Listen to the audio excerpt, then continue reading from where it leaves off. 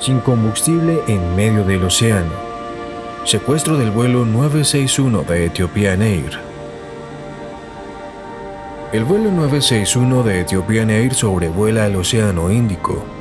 Fue obligado a desviarse con rumbo a Australia por 3 secuestradores a bordo.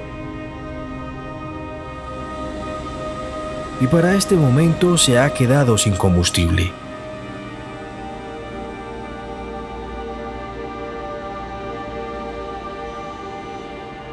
Damas y caballeros, les habla su capitán. Nos hemos quedado sin combustible y en este momento perdimos el motor. Lo más probable es que terminemos accidentados. Todo lo que tengo por decir. Ya hemos perdido el motor y pido a todos los pasajeros que reaccionen contra los secuestradores. Al escuchar esta comunicación, el secuestrador regresó de inmediato a la cabina, arrebatándole el micrófono de las manos. Advertencia.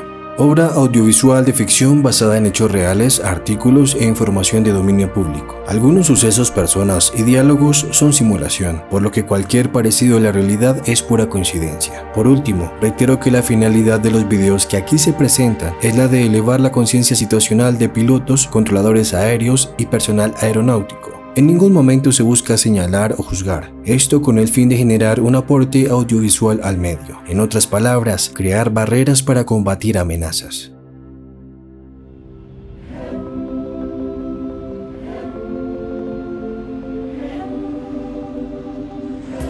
Aeropuerto Internacional Volé, Etiopía, África, 23 de noviembre de 1996, 10 de la mañana. 5 horas 20 minutos antes del accidente. Era un sábado tranquilo en la capital de Etiopía, Addis Abeba. Varias personas, entre turistas y viajeros ejecutivos, se disponían a tomar un vuelo hacia el sur y el occidente del continente. Este vuelo era rutinario y hacía 3 escalas antes de llegar a Abiyán, Costa de Marfil, al oeste de África.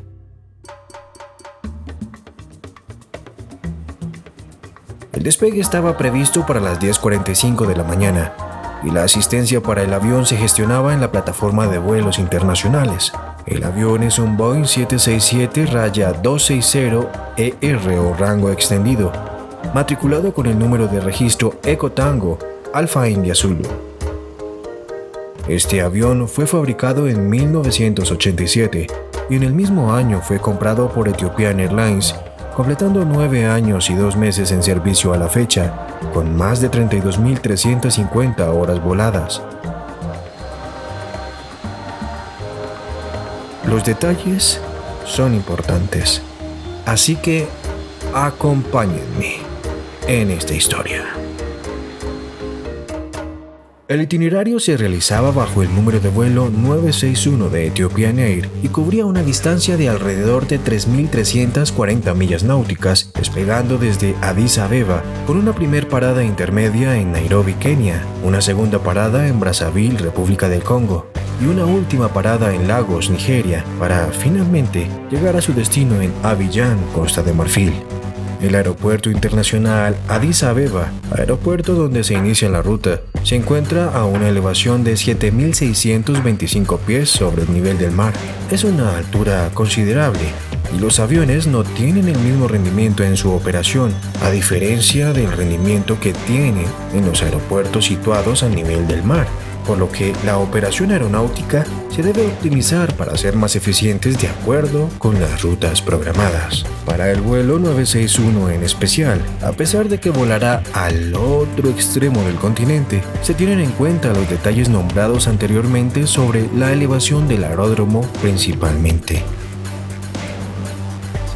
Su primer parada intermedia es Nairobi, a 1 hora y 20 minutos de vuelo, por lo que la cantidad de combustible repostado es exclusivamente la suficiente para volar este trayecto y para proceder a un aeropuerto alterno de ser necesario, como lo indica la norma. Esto con el fin de quitar un poco de peso de combustible, aumentar la carga de pago y optimizar la operación.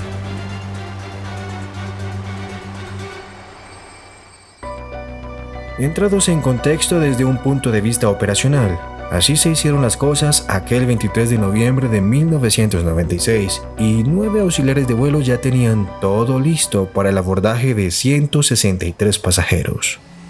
Minutos más tarde, y con una pequeña demora debido a unos pasajeros en conexión, el avión inició y fue autorizado para proceder a la pista 25 izquierda para su salida.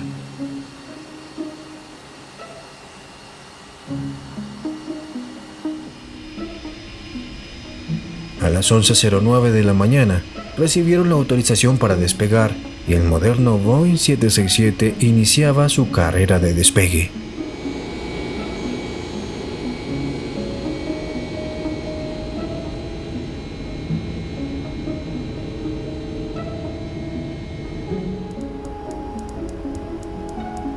Tan pronto alcanzó la altitud de seguridad, se activó el piloto automático y el control de aproximación les autorizó el ascenso a 39.000 pies, sin restricción. Al mando de la aeronave se encuentra el capitán Leul Abate, de 42 años. Es un piloto experimentado con más de 11.525 horas de vuelo totales y 4.067 horas entre el Boeing 757 y el Boeing 767, que son prácticamente aviones hermanos y cuentan con una cabina y sistemas de vuelo similares. El primer oficial es Jonas Mecuria, de 34 años, y a la fecha completa más de 6.570 horas de vuelo y 3.042 en Boeing 757-767. La tripulación es realmente experimentada. Este vuelo va con casi la totalidad de su cupo. De 190 plazas disponibles, divididas en 3 clases, hay ocupadas 164. Las plazas de los 163 pasajeros y una más que ocupa el técnico de mantenimiento, y junto con la tripulación, hay un total de 175 personas a bordo.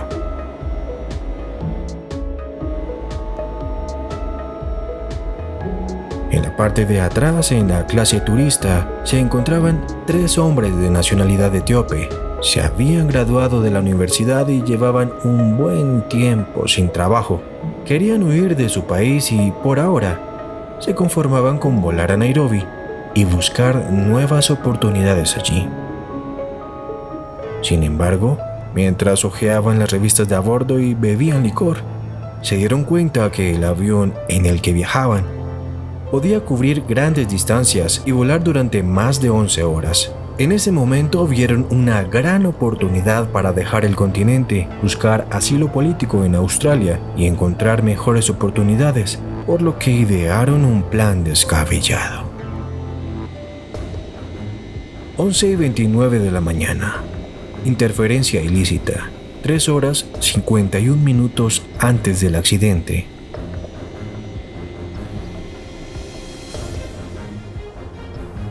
20 minutos habían pasado desde el despegue, y el 767 ya estaba por alcanzar su nivel final de crucero, cuando de repente la tranquilidad del vuelo se vio afectada.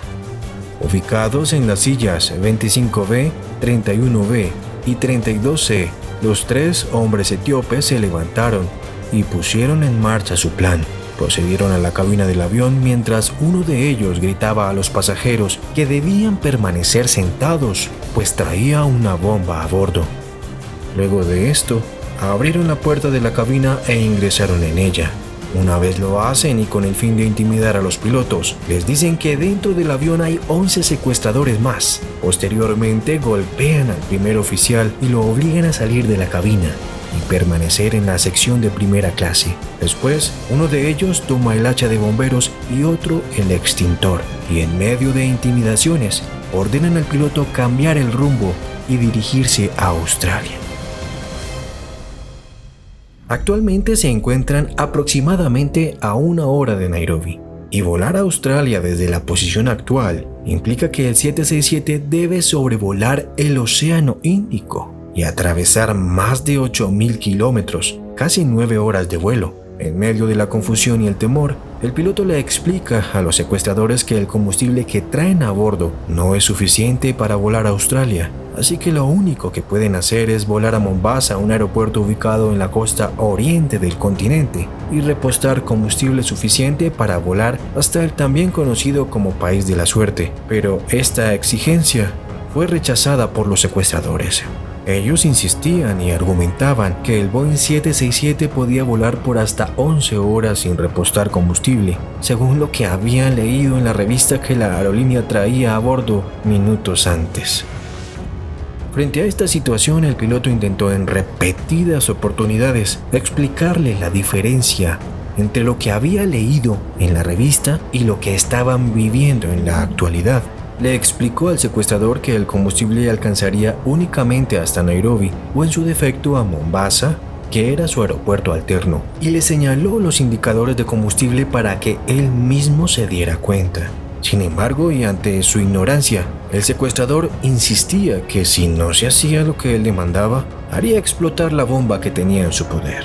Los otros dos secuestradores esperaban afuera de la cabina y obligaban a los pasajeros a mantenerse agachados y en silencio. En medio de toda esta confusión y ante la ignorancia de los secuestradores, el comandante Leul cambió ligeramente el rumbo del avión hacia la izquierda para hacerles creer que ya estaban volando en dirección a Australia. Pero realmente configuró un rumbo para volar directo a Mombasa y aprovechó para informar al centro de control de Addis Abeba que habían sido objeto de un secuestro y que les habían ordenado volar a Australia, pero que actualmente volaba a Mombasa. Después de esta comunicación, los secuestradores se pusieron nerviosos y optaron por quitarle la diadema para no permitirle realizar más llamadas de emergencia.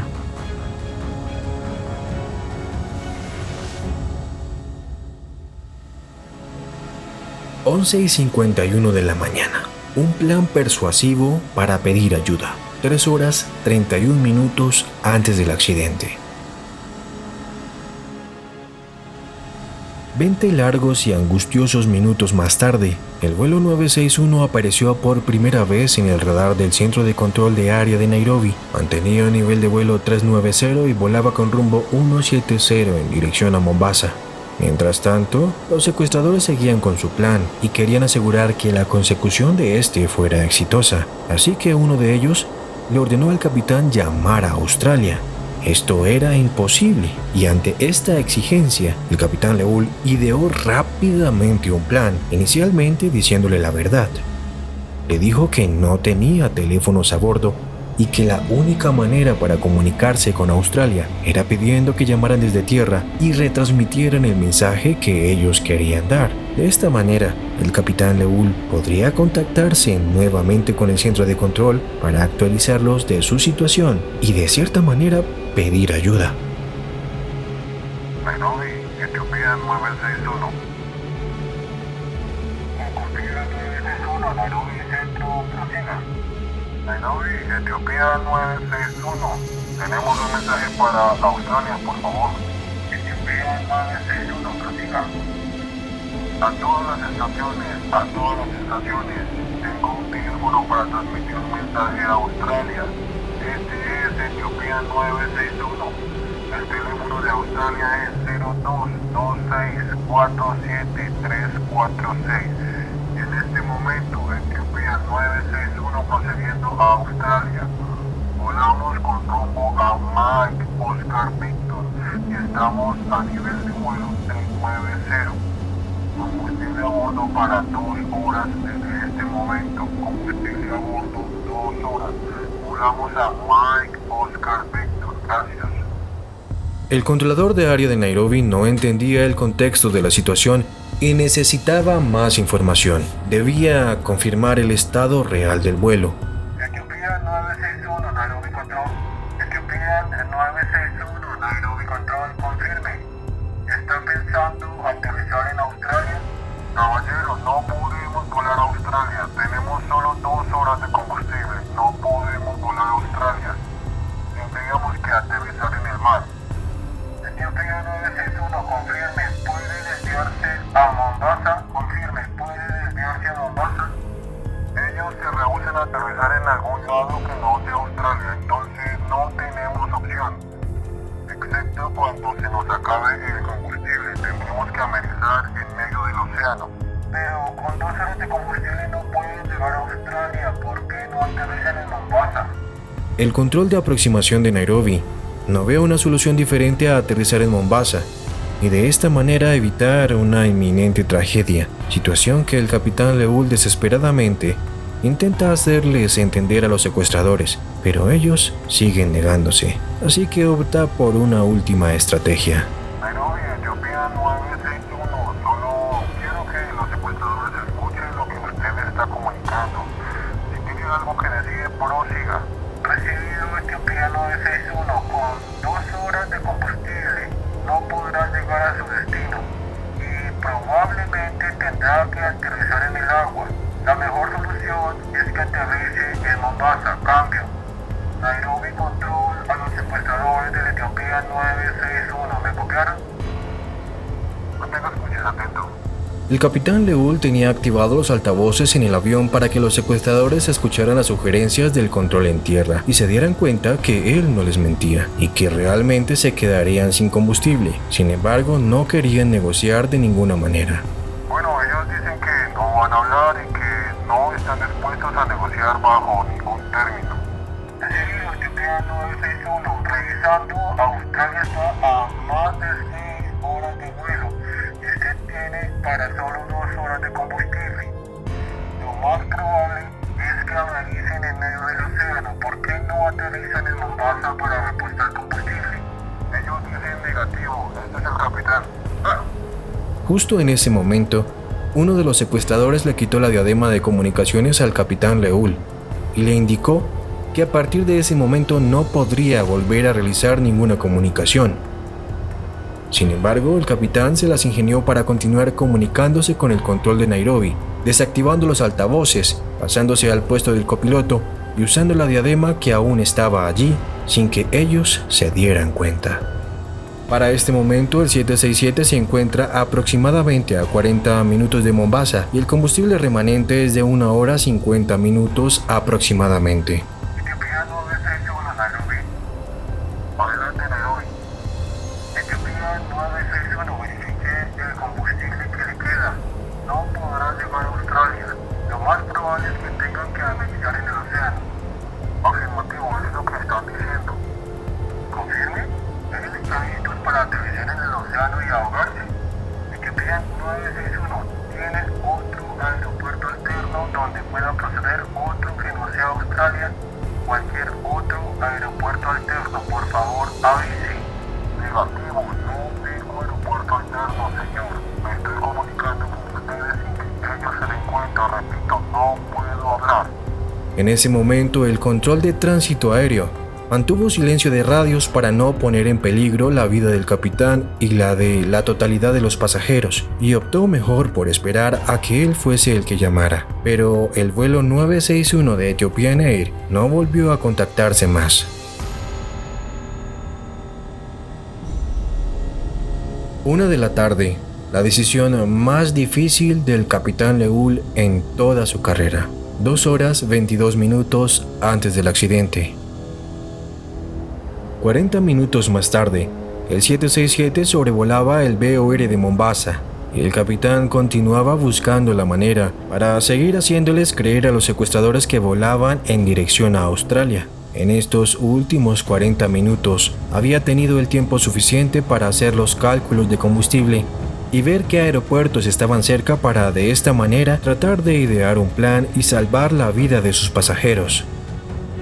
Sentado aún en el puesto del copiloto, realizó un viraje a la izquierda en dirección a las Islas Comoros, ya que, según sus cálculos, en esa posición se agotaría el combustible y al estar cerca de las islas, podría intentar aterrizar en un aeropuerto que se encontraba allí.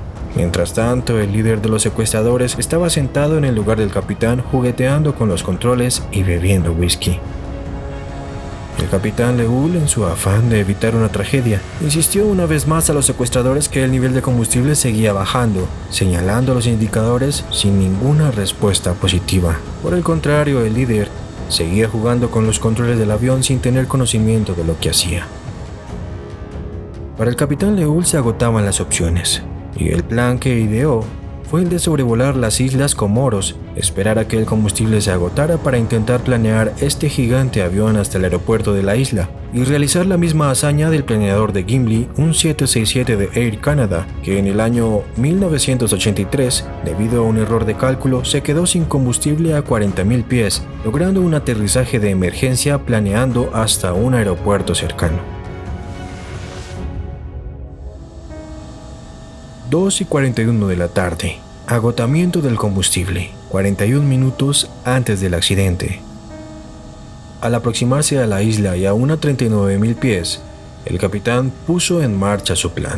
Sus cálculos fueron correctos y no tardó en encenderse la alarma de precaución bajo nivel de combustible. Sin perder la esperanza y optando por dejar su arriesgado plan a un lado, el capitán Leul suplicó que aterrizaran debido al bajo nivel de combustible, pero los secuestradores, sin preocupación alguna, lo único que hicieron fue insistirle al piloto que no fuera a descender y que siguiera manteniendo 39.000 pies en dirección a Australia. Pasadas las 2:41 de la tarde, el combustible se agotó y el motor derecho fue el primero en apagarse. El capitán le mostró al secuestrador líder el mensaje de la alarma y la indicación en la pantalla de que el motor derecho se había apagado, pero después de casi 3 horas y media de estar bebiendo, no comprendía la magnitud de la situación y simplemente no reaccionaba. Así que uno de los secuestradores que estaba sentado afuera de la cabina y que se había percatado de lo que estaba pasando, se acercó y empezó a discutir con los otros 2 secuestradores. Mientras tanto, el capitán tuvo la oportunidad y aprovechó para tomar el micrófono y alertar a los pasajeros y a su tripulación, con el fin de activar los protocolos de emergencia para un aterrizaje forzoso, mientras el avión iniciaba un viraje a la derecha para no alejarse de la isla. Damas y caballeros, les habla su capitán. Nos hemos quedado sin combustible y en este momento perdimos un motor. Lo más probable es que terminemos accidentados. Es todo lo que tengo por decir. Ya hemos perdido un motor y pido a todos los pasajeros que reaccionen contra los secuestradores. Al escuchar esta comunicación, el secuestrador regresó de inmediato a la cabina, arrebatándole el micrófono de las manos. Después de que el motor derecho fallara, la velocidad empezó a reducirse drásticamente, así que el capitán continuó su plan para descender lentamente sobre la isla y lograr aterrizar planeando, pero el secuestrador, al darse cuenta del descenso, manipuló violentamente los controles para revertir esta acción, dando como resultado que el piloto automático se desconectara y haciendo que el 767 descendiera sin control, aumentando la velocidad casi hasta los límites permitidos. Todos estos cambios de dirección y altitud que realizó el secuestrador cambiaron drásticamente el rumbo de la aeronave, y mientras el capitán intentaba recuperar el control del avión, el motor izquierdo falló y el 767 ahora era un gigante planeador.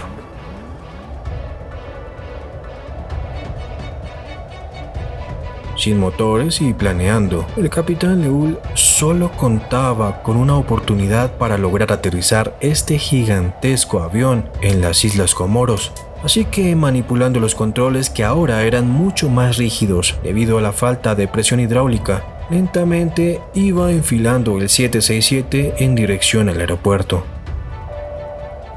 El ignorante secuestrador, al darse cuenta que perdía en altitud, le gritó airadamente al capitán para que no bajara y le impidió tocar los controles, orden que el capitán Leul ignoró. Por lo que el secuestrador amenazó con quitarle la vida, pero para esta altura de la situación ya no importaba nada. Y con toda la valentía del mundo, la respuesta del capitán fue que él ya estaba muerto porque volaba un avión sin motores, así que podía hacer lo que quisiera. El secuestrador nuevamente intentó manipular los controles y en medio del forcejeo y los cambios drásticos de rumbo que se ocasionaron, se perdió la referencia del aeropuerto y el plan del capitán para descender planeando y aterrizar a salvo ya no era viable. Ahora el avión impactaría en el océano. El copiloto, sin poder acercarse a la cabina, opta por liderar y preparar a los pasajeros para el impacto inminente, y al hacerlo, se da cuenta que la mayoría de ellos ya se habían puesto los chalecos salvavidas, pero algunos los habían inflado, y esto era un grave error, ya que podrían quedarse atrapados dentro del avión y ahogarse, así que intenta corregirlo. Después de esto fue directo a la cabina y pidió que lo dejaran entrar para ayudarle al capitán, lo que le fue negado. Así que con ayuda de algunos pasajeros, forcejeó con los secuestradores y logró entrar. Se ubicó en el asiento del capitán y se abrochó su cinturón. El 767 continúa descendiendo en medio del océano y los pilotos intentan buscar el lugar más adecuado para el impacto, así que tratan de acercar el avión lo más posible hacia la playa y luego hacen un leve giro hacia la izquierda buscando quedar paralelos con las olas.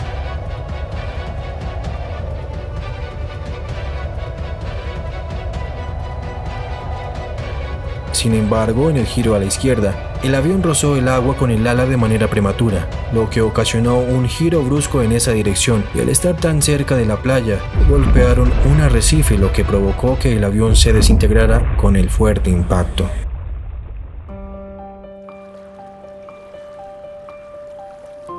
Finalmente, después de 4 horas y 13 minutos de una lucha interminable con los secuestradores, el 767 de Ethiopian Air impactó en el océano sobre las 3:22 de la tarde. Lamentablemente, de los 175 ocupantes, 125 perdieron la vida. Entre ellos, 6 miembros de la tripulación y 119 pasajeros. Algunos de ellos no pudieron escapar del avión al quedar atrapados por tener el salvavidas inflado y no acatar las instrucciones del copiloto. Los 3 secuestradores también se encuentran dentro de las víctimas mortales. De los 50 sobrevivientes, hay 6 miembros de la tripulación, entre los cuales se encuentran los 2 heroicos pilotos. Pero, ¿cuál es el correcto procedimiento para un amerizaje forzoso? Angeli Vanessa Toro, que actualmente se desempeña como tripulante de cabina en España, sobreviviente del accidente aéreo del vuelo 8250 de la aerolínea Aires, del cual en aquella época hacía parte de la tripulación como auxiliar de vuelo, nos dará un concepto sobre el correcto procedimiento para este tipo de emergencias. Bajo mi punto de vista, sé que siempre habrán accidentes diferentes, no habrá uno igual. En este caso, cuando tenemos una emergencia y debemos realizar una evacuación en agua, le decimos a los pasajeros que saquen los chalecos de debajo de los asientos y se los pongan, pero que no los inflen hasta inmediatamente antes de abandonar el avión. Al inflar los chalecos cuando estos estén sentados, les restringiría la libertad de movimiento, impidiéndole adoptar la posición de seguridad. La tripulación de vuelo de Ethiopian Airlines no alcanzó a avisarle a los pasajeros que iban a hacer un amerizaje forzoso. Cuando vemos un accidente de esta magnitud, observaremos toda clase de obstáculos, como cuerpos sin vida, principalmente maletas, equipos que están obstaculizando las salidas de emergencia, creando un mayor impacto en el resultado de una correcta evacuación. El comité de investigación determinó que la causa del accidente fue por una interferencia ilícita que tuvo como resultado una pérdida de potencia en los motores por agotamiento de combustible. El equipo Takeoff Simulations envía un cordial saludo a todas las familias que perdieron a sus seres queridos en aquel fatídico vuelo. Agradecimiento especial para Angeli Vanessa Toro por este gran aporte al medio aeronáutico. Esto fue todo. Cordial saludo, Jimenito Díaz Díaz.